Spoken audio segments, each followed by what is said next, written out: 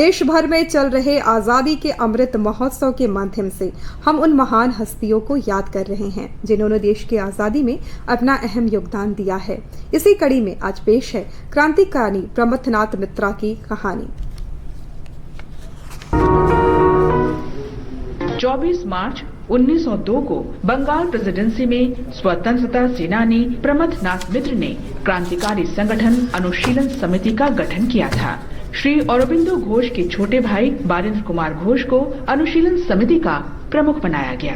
अलग अलग दौर में अनेक राष्ट्रवादी इस संगठन से जुड़े रहे, जिनमें श्री अरबिंदो घोष, भूपेंद्र नाथ दत्त, देशबंधु चितरंजन दास, सुरेंद्र नाथ ठाकुर, पुलिन बिहारी दास, सरला देवी, रास बिहारी बोस, बाघा जतिन, सचिंद्र नाथ सान्याल, जतिन दास और विपिन चंद्रपाल शामिल हैं। अनुशीलन समिति का संबंध यूथ क्लब की स्थापना से जोड़ा जा सकता है, जो युवाओं के शारीरिक, मानसिक और नैतिक विकास के लिए समर्पित था। समिति ने भारत में ब्रिटिश शासन को समाप्त करने के लिए क्रांतिकारी हिंसा का प्रतिपादन किया। समिति की 2 शाखाएं थीं, ढाका अनुशीलन समिति जो ढाका में केंद्रित थी और जुगांतर अनुशीलन ग्रुप जो कलकत्ता में केंद्रित था। इन्हें रूस और इटली की सीक्रेट सोसाइटियों की तर्ज पर संगठित किया गया था। ये समिति स्वामी विवेकानंद के विचारों, भाषणों और लेखन से प्रेरित थी। समिति पर बंकिम चंद्र चटर्जी के आनंद मठ का बहुत प्रभाव था। 1907 से अनुशीलन समिति के सदस्य क्रांतिकारी गतिविधियों में अत्यधिक सक्रिय हो गए।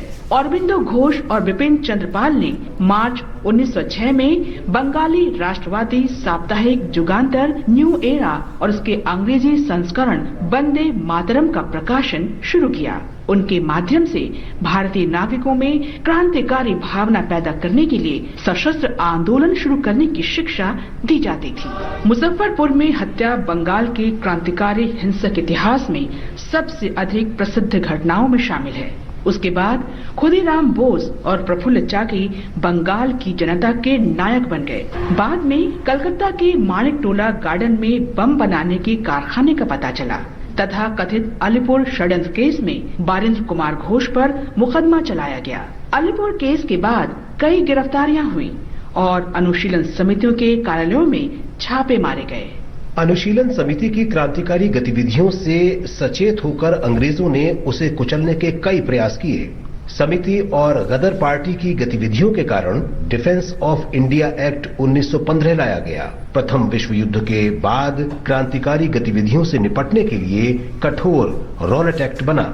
ढाका अनुशीलन समिति की उस समय कमर ही टूट गई जब पुलिन दास को गिरफ्तार कर आजीवन कारावास के लिए निर्वासित कर दिया गया। 18 अप्रैल 1930 को चटगांव मालखाने पर मास्टर सूर्यसेन की छापेमारी पूर्वी बंगाल में अंतिम क्रांतिकारी गतिविधि थी। 1930 के दशक के आखिर में अनुशीलन समिति के अनेक सदस्य सुभाष चंद्र बोस के नेतृत्व में इंडियन नेशनल कांग्रेस में शामिल हो गए। 1938 में जुगांतर ब्रांच को औपचारिक तौर से भंग कर दिया गया। स्वतंत्र भारत में पश्चिम बंगाल में समिति के सदस्यों ने रेवोल्यूशनरी सोशलिस्ट पार्टी बनाई, जबकि पूर्वी ब्रांच बाद में श्रमिक कृषक समाजवादी दल में मिल गई, जो आजकल बांग्लादेश में है।